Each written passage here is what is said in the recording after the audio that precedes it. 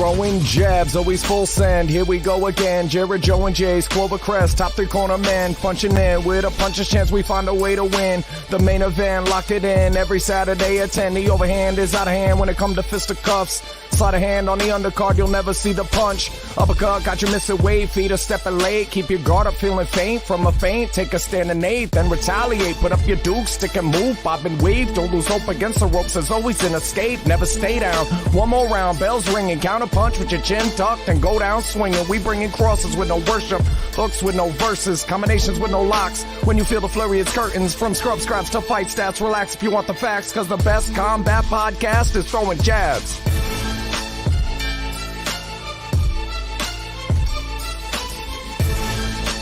Welcome to Throwing Jabs, part of the CMG Sports Podcast Network. I am Joe McGuire along with Jared Jones. Not going to be a super long show. I actually thought I thought honestly that Lopez and Kambosos was next week. I didn't realize it was on the short week. So no Jace Garcia, unfortunately, today. But that just means more realistic expectations. I joke because I love your ear to the ground, though, brother. All right, well, let's get into last week's fights. Ketlen Vieira, unanimous decision victory against Miesha Tate. This one was close. This one was not exactly the most of inspiring of fights of that evening, even. I thought Miesha Tate was going to pull out a win because she's Miesha Tate. And I figured that's just the way it would go. But Ketlen Vieira definitely fought a better fight. And I don't know if I love 49-46, especially with some of the scoring we've seen of late. But Vieira definitely beat Tate, who, I don't know, just didn't look as ferocious as she did against Renault a few months ago. Oh, was her opposition. That was definitely her opposition. Now, last week I said this was going to look like Rodriguez-Dern. And if you think about those two fights, the distancing that Vieira used to beat Tate and the distancing Rodriguez used, I think the biggest difference between Rodriguez and Vieira is Rodriguez knows how good she is. She goes out there and gets it done and utilizes every skill she has to dominate, to pressure. She wants to go win fights. I think this girl could have stopped Tate. She doesn't really know how good she is. She's winning the exchanges and staying ahead. And yeah, with the judging, I'm just glad they got the right person, to be perfectly honest. I don't care what the numbers say. The right person's arm went up. I'm happy with that. Yeah, you know what? I'll take that because we've certainly seen enough of those where it doesn't happen. As this fight was going on, I mean, you make solid points about Vieira. She definitely left a lot on the table. She did something between Rodriguez and Johnny Walker. Oh, I like that. I like that a lot. Yeah, that's pretty solid. Well, big win for Vieira. I'm not sure that that's a huge setback for Tate. At the same time, Rodriguez would stop Tate. Miesha doesn't move her head enough. Yeah, well, it's funny. Leading into the fight, I think that was what Tony actually said, was that Tate doesn't move her head enough, and that he thought that was going to be problematic. And, well, it very well, yeah, it turned out to be exactly true. All right, let's move to the squared circle, if we could, where one Terence Crawford knocked out Shawn Porter in the 10th round, which is what I said was going to happen. Porter would get knocked out in the 10th. I actually put some money on it. Didn't make a ton back, Jared, but that's my guy, Bud. I figured I had to do something about it. Right after the fight, Shawn Porter retired, and I loved what he said. He said after he fought Errol Spence, he knew there was something else, and that something else was Bud Crawford. When asked who the best welterweight was, and Porter's fought the best, he said, without a doubt, it's Bud Crawford. I love this fight. It was a great fight. I know some people got excited early. I hate when people say Bud Crawford's a slow starter, or Lomachenko's a slow starter. That's not a slow starter. Is somebody who doesn't get out of the gate right away. These guys are very methodical in their approach, and it might look like a slow start in terms of he's not whooping the other guy's butt right out of the gate, but he's doing a lot of work mentally, figuring out what you're going to do so he can come up with the strategy to frustrate you for the next 11. How not to put himself in danger and get the job done. Yeah. But this was a great fight. I really like Shawn Porter, and I got to tell you, post-fight, Shawn Porter's father seemed like he wanted to make some excuses for his son. He took the under with you, Joe. Yeah. I mean, and I had some people way in the boxing game that I made that suggestion to that didn't want to comment, where one of them hadn't thought about that before, but the timing and the manner of the stoppage, it's not an allegation you want to make publicly all the time, but watch the fight, watch the stoppage, listen to his father. If you were the father of Shawn Porter, most of us morally wouldn't have made that wager. But if you did make that wager and you were Shawn Porter's father, what kind of advice would you have given him? What would you have done toward the beginning, toward the end of the fight? What kind of fight would you have wanted him to fight? How would you have talked about it afterward? Everything lines up. I'm not shocked if Porter's dad had the under. And I also noticed that Errol Spence put on 7 pounds on his way out of the arena.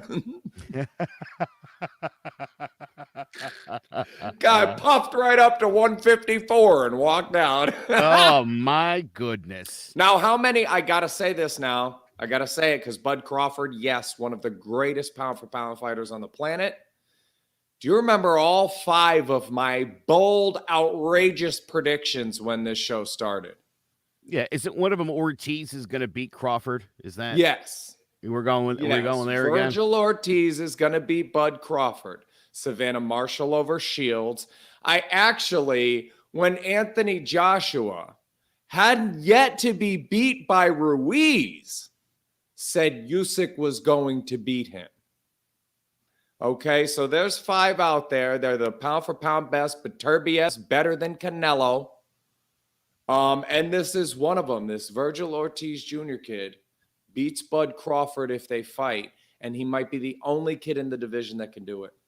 I don't know about might. That's a soft might. I think he's the only person in the division that can legitimately give Crawford, because as he takes that time to figure it out, the kid's a buzzsaw. One of them's taking time to figure it out. The one of them's figuring it out on the fly. Lopez and Loma.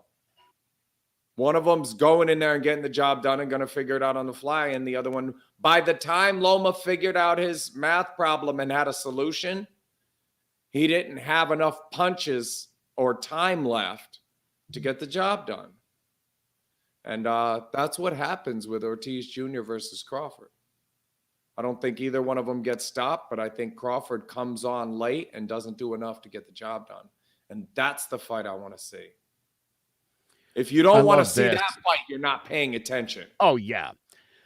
Shawn Porter said he's fought southpaws, orthodox fighters, power punchers, and slick technicians, just never all in the same night. And I think that really does say it all. Obviously, look, I think we all want to see Bud Crawford and Errol Spence. That's probably not going to happen. It seems like Spence still isn't interested in this fight. Yeah, which I don't understand. For the life of me, I don't know that I understand that. And for the life of me, too, I still can't understand why Terence Crawford is not the biggest name in this sport.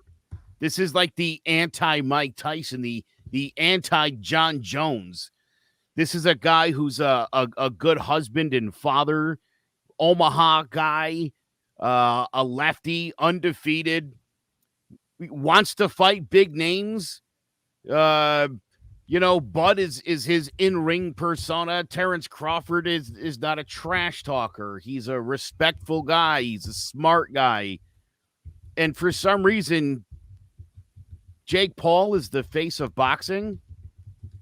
Somebody explain that to me. Somebody explain to me how you have some guy from middle America who's perfect, undefeated, and it's Jake Paul.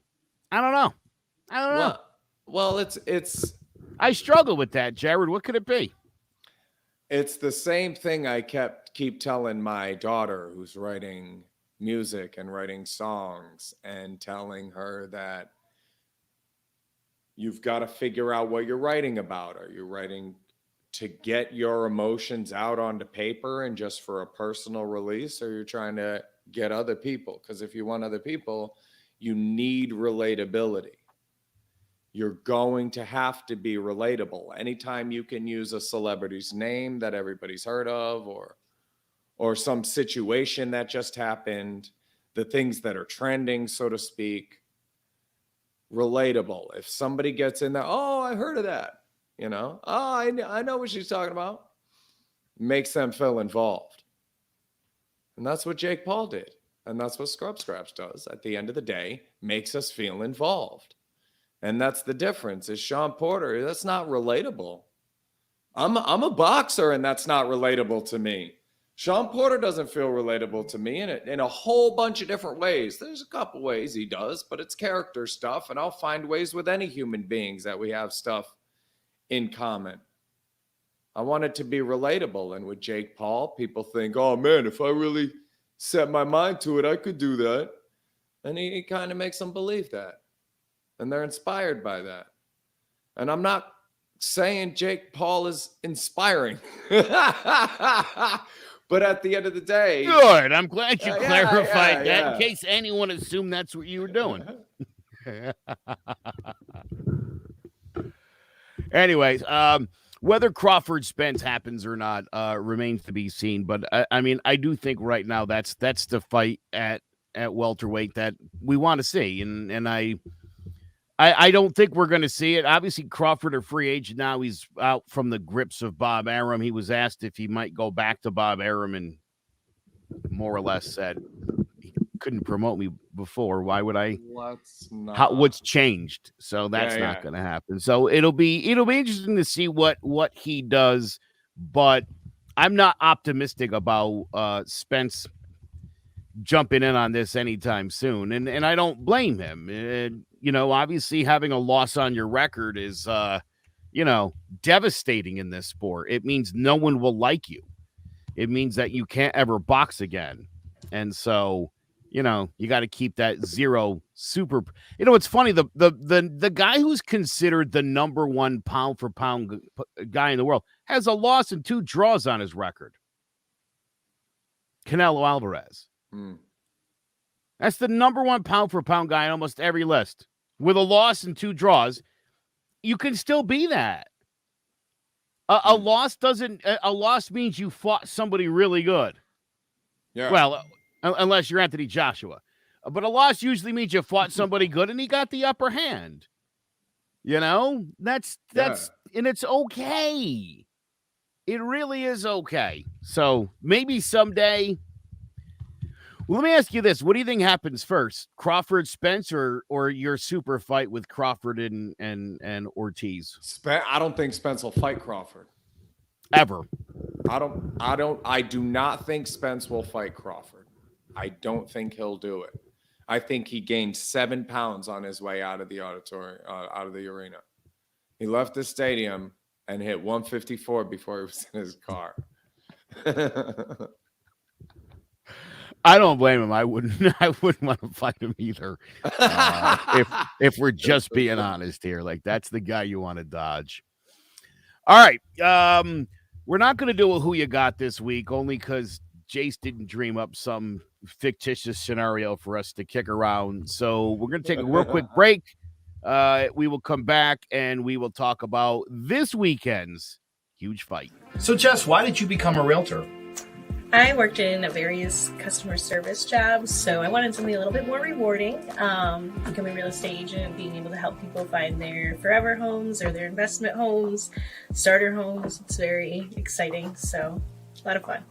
Now, you've gotten off to a really good start in your real estate career. What has been the most rewarding part of this for you so far?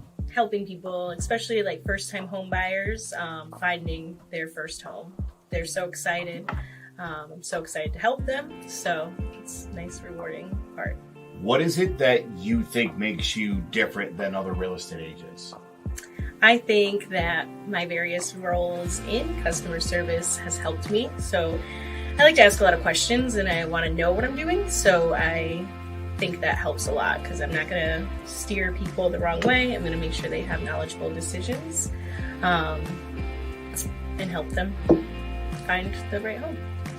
Last thing I'm going to ask you is, and I know these are words that you live by, but the mantra at CTBD Realty is? People over paychecks, do the damn thing. And that's what we do.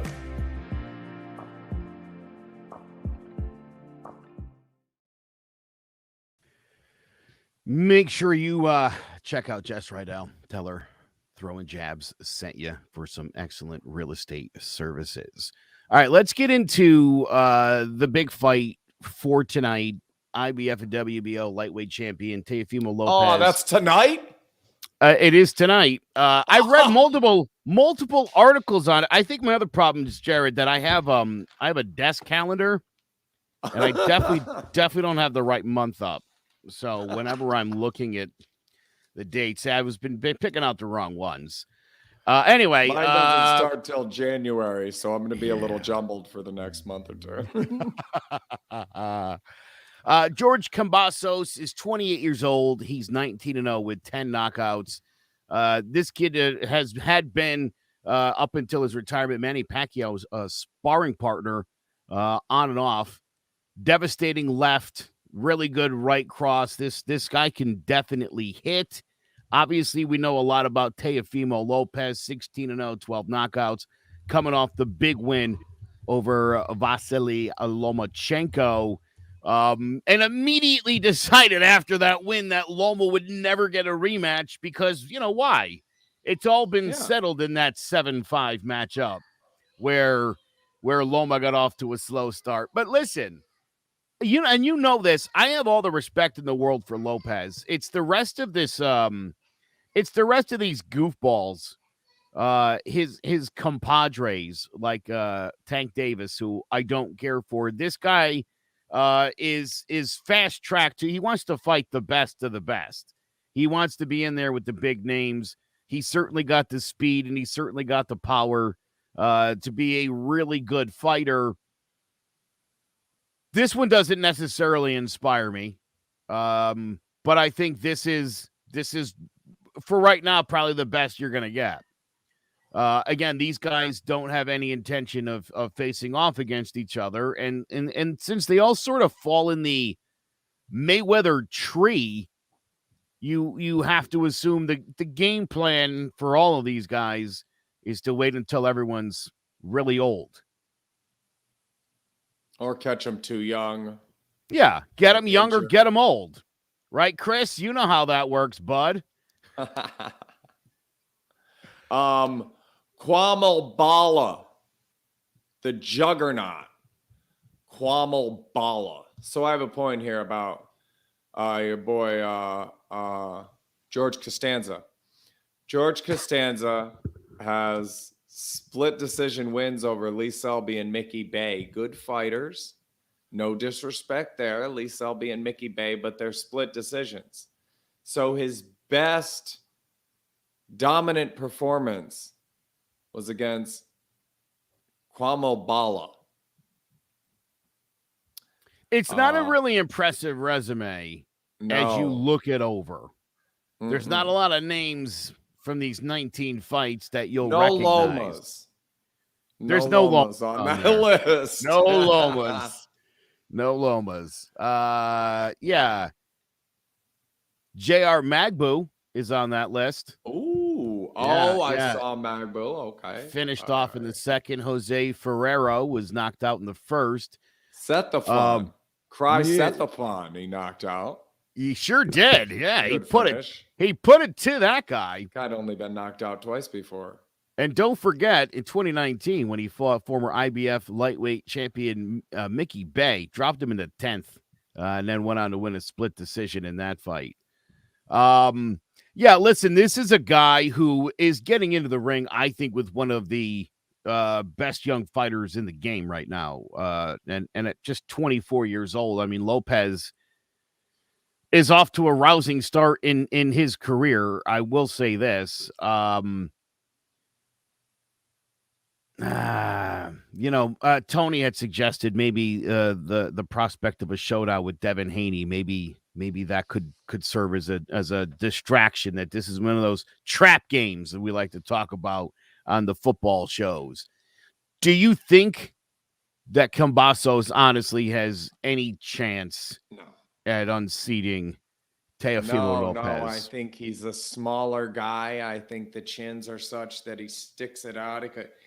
The thing about it is that Lopez has dominated at the level that Costanza's having difficulty at. Yeah, I feel like Tony never takes a side pre-fight. For him to put no chance up, yeah, tells me, injury. Heart attack on the way into the ring. Something like that. But otherwise, Costanza probably gets stopped. He's never been knocked out before, but that's hard to say. But he's a smaller guy. He'll put on less weight between the weigh-in and the fight. And that will make enough of a difference where even a puncher's chance is probably outside of the realm of possibility. I'm with Tony. There's almost absolutely no chance that this guy comes away with a victory. So this is really just a get busy kind of fight for Lopez. This is a stay active. Yeah. This is a stay active kind of a thing until we can come up with some better brand of competition for you. Again, and when it comes to, why is boxing the sport that struggles? We addressed that last week. Sandor Sanchez had asked that question. What's the difference? And again, you're not getting Kambosos Lopez as a pay-per-view in the UFC. That's not going to happen. Only in boxing do they expect you to pay your hard-earned money to watch your favorite fighter Rocky III it up against some bum. But this isn't, when I hear this guy's name, I went, is that the guy that fought Selby? Oh, yeah, good fight. He won? Oh, and Mickey Bay. Okay, yeah, and then I look him up. All right, yeah, Lee Selby, Mickey Bay, split decision. Those were close fights. Oh, he's fighting Lopez. What do you think of this comment from Tony? I'm not sure when it became normal to take champions' titles and not give them a rematch. That seems to have become the new thing of late. Whether it was Lopez and Loma, the Stipe fight, they actually, not only did they have a championship fight, they had an interim championship fight. There were 4 different men involved, and none of them was Stipe Miocic. Like, that was definitely a weird thing. What is this new thing where a champion who doesn't get knocked out? So I think that's important too. We diluted it. It's when we stopped caring. We're conditioned to not care because there's 18 champions in every weight class. So that when a guy loses a belt, it's like, well, what belt was it? Oh, that was the Intercontinental Interim 261.5 pound super heavyweight title, and nobody cares about that title, and nobody cares about the champion, and he won it 1 fight ago, and who cares? And I'm not saying every championship fight is the same. What I'm saying is when you have those on the lower level, it diminishes the value of everything on the higher level. So sitting champion of what? How many belts did he have? Was it all of them? How many fights did he have them for? Who is there? Is it an IBF rematch? You know what I'm saying? There's no continuity to it, so we don't care. That lost its value when we stopped caring. It'll come back when there's one champion, and he's been the champion for 5 years, and somebody comes along and beats him, and we demand, because we're the bosses. That's what we forgot in boxing, is that we're writing the paychecks. Is that our dollars and our views and our likes and our shares build these guys monetary compensation. So we're the boss. We get to pick. And when we demand that, and then demand the rematch based on the guy having 5 years of solid wins and being a champion, he deserves that rematch. It's difficult to say some champion deserves a rematch. Who are the champions? Give me a list of the champions at every weight class. You're going to have a name list with 100 names on it. You remember that flurry I did with the 3 different lists? Top 10 moneymakers, top 10 on BoxRec by the math, top 10 IBF. And there was only one name that cycled onto any 2 of those lists. The guys making the most money aren't the best fighters, and the best fighters aren't the champions or making the most money. None of those 3 people are the same guy. Triple G was the only one. Everybody else is missing from 2 lists, but on another one. We stopped caring who the best fighters are because we make the champions somebody else. For Ngannou to get ragdolled by Stipe, and then after the second fight say it's settled is ridiculous. That's fair.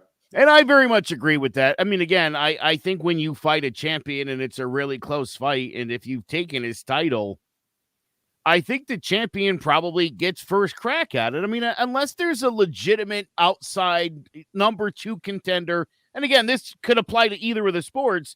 If there's an obvious guy who should get the next crack, I get it, but I don't see where the champion would be completely left out of a 4-man negotiation for that belt, and he's somehow the 5th guy out on that. That to me is outrageous. And looked better late. He won rounds. It wasn't like he was thoroughly dominated and outclassed the entire fight. That's all. I mean, I agree. Again, the idea that the champion wouldn't, I mean, why there isn't just an automatic rematch clause written into your contract is beyond me at this point. If you're a champion, I mean, why would you, I don't even know why you would take that fight? Without you know? Clause, yeah. Nah. All right. What do you think? I mean, does Lopez end this one early? Is this like a quick one, or? That's so hard to say with this kid. Never been stopped, never been down, never fought a puncher, never fought anybody like Lopez. So I could, geez, let me check the over under quick. I mean, of course it's Lopez, but again, it'll be interesting. It'll be interesting to see. And it's hard to do, obviously, when you're talking about a guy who we don't know, or haven't really seen a whole lot of, and there's not a whole lot to go off of, which is what ultimately makes that tough. I'm gonna just go ahead and say I think this one probably goes. I'll say about 8. I'm gonna go with 8. oh, no way. What are you seeing? No way. I see him being thoroughly outclassed and dominated and finished within 3 or 4 rounds, or it goes the distance. I don't think he wears on and breaks down. Nope, he's either way out of this guy's class and breaks him early, or just dominates him and you get a mercy round in there somewhere. So he's out by 4. Yeah. I'm going to say I'll go with that. I'll say he cleans his clock early and makes short work of the night. That feels right. Yeah, his last fight before Loma, he did go the distance, but yeah. Kambosos probably, don't Tony just say comes out aggressive, probably walks into something. And yeah, that seems like the most obvious of things. I would love to see a good fight here, but that seems like that's probably not going to happen. This is actually going to be the kind of fight Jace loves. He'd have picked Costanza. Yeah, he would have picked Costanza for sure. I feel like Kambosos comes out of that ring, just comes out of the corner, just swinging, just as ferocious as possible. They get into it a little bit. Yeah. Jace is going to love this one. Tonight's fight's for Jace. Yeah. Big up to Jace. Costanza for the win.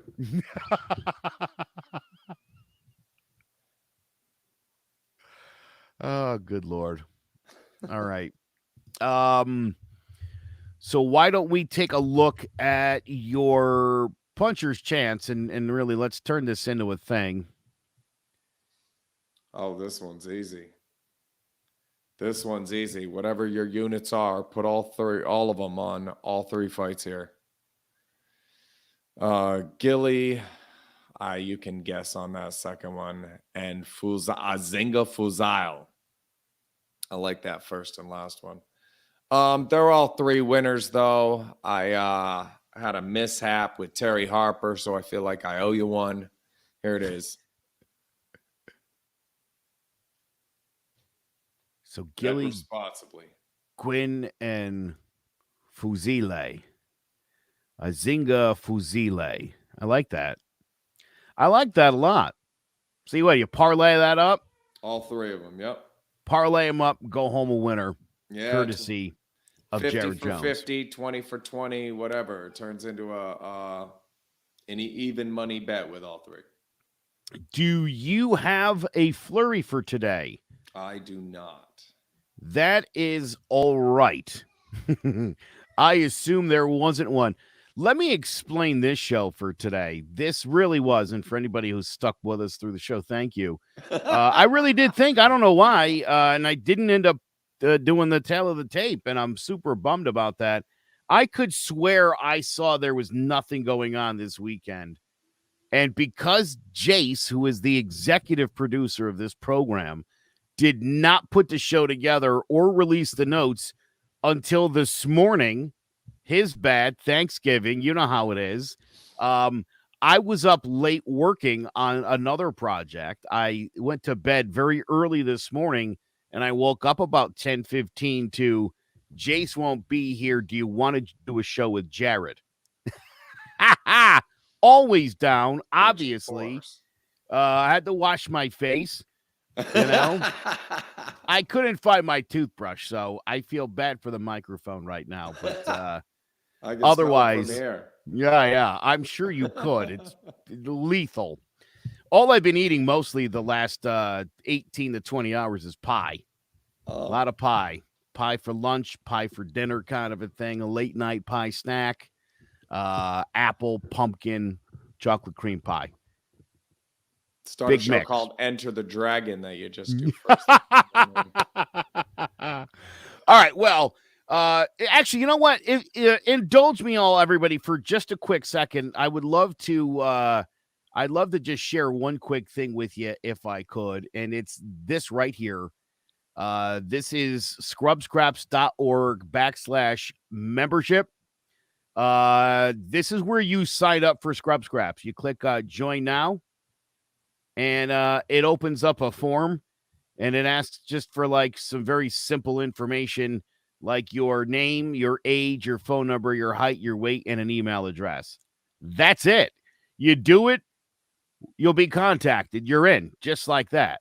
So, and part of that, little inside information for anybody who's paying attention, we're one step from the go ahead at that shelter to move in and open the gym and start up. And so we're providing the service to the people there, you know, at a homeless shelter. So there's obviously costs associated that they're not able to cover. And so my theory is we open up the program to everybody else when we cover the people that come along with the program and the people on that membership list that were there ahead of time. So yeah, get your name on that membership list. We're going to get everybody sponsored and everybody in there and get this thing rolling real soon. Scrubscraps.org/membership, or you could just go to scrubscraps.org and check out all the really cool stuff that is on there. So that's going to do it for us. That will also serve as our flurry for this week. The flurry is going to be you going over to scrubscraps.org. And again, if you know somebody who could use the services of this program, by all means, or share it with them. Mental health field, or is in psychology or therapy. That's what I mean. Yeah, they don't have to necessarily be the person who coach. Needs the help, but yeah, if you know people in that field. Fitness, any of those things that you think you could be helpful with a large group of people that need help, or you would be part of the large group of people, and it doesn't matter which. No judgments. Like Dizzle always says, you come as you are. Yeah, you do. And how is the movie coming along? Well, Tony, I got to tell you, it's tough. It's hard. Like Wesley Snipes says, it's hard work. Making something this pretty look like it's from 1965. We should explain that you were an extra in the movie Pep that's being filmed in Connecticut, and you were all pimped out in a suit, and I was like, what is this guy? Like, is Jared co-starring in the film? They actually came to the upper deck and got me and moved me to ringside to be one of the people right in the front row. Dude, that's amazing. They were like, yeah, we need that guy in all the shots. Right next to the ringside doctor and the judges and stuff. So yeah. Well, that is very exciting. And it should be a year and change probably before it comes out, but they just finished the filming for it yesterday. My brother hit me up a whole bunch. He was like, Willie Pep's from Middletown. I'm like, yeah, I know. He's like, I know, but and then would say more stuff about it. He really loves the story. He's a huge Willie Pep fan and is obviously very excited about this movie. And the best part was you actually invited me to come along with you, and I couldn't, unfortunately, make it. And I went to the event I had to be at when one of the guys there looked at me and said, hey, do you know they're making a Willie Pep movie in Connecticut? And I was like, yeah, I know it. Supposed to be there tonight. Here I am with you. Funny story. While I was there, I heard the guys talking about the fight and really didn't know what was going on. I knew it was his comeback fight. In Florida, I Wikipedia'd and kind of looked it up and saw Harold McKever, but I walked over to Mike Oliver, who's playing Harold McKever, and told him that he was playing Harold McKever. No idea. I didn't know the guy's name off the top of my head. Some 1965 guy, Willie Pep, beat in South Florida. We also had another inherent problem. No spoilers here. But you see, the fight was in South Florida in March of 1965. And the filming was in Hartford in November of 2001. Could take some acting, we were all cold. They were like, all right, everybody pretend you're warm, and actually everybody begrudgingly taking their hoodies over to the corner so they're not in the So that ended up being part of the fun, but wicked cool experience. I can't wait till it comes out. Well, we're all very much looking forward to that. All right, well, that's going to do it for us. Make sure you check us out on Facebook and on Twitter. And you could also go to clovercrestmedia.com/Throwing Jabs podcast. And we will be back next week. We will preview all the fights. We'll review the fights that have happened. We'll do a really super cool Who You Got next week, something to get the juices flowing. I feel like we need that after this one. Of course, we'll have a puncher's chance and a flurry. We appreciate you staying with us for today. For Jared Jones, I'm Joe Aguirre. Jace Garcia is back next week. We'll catch you next time on Throwing Jabs.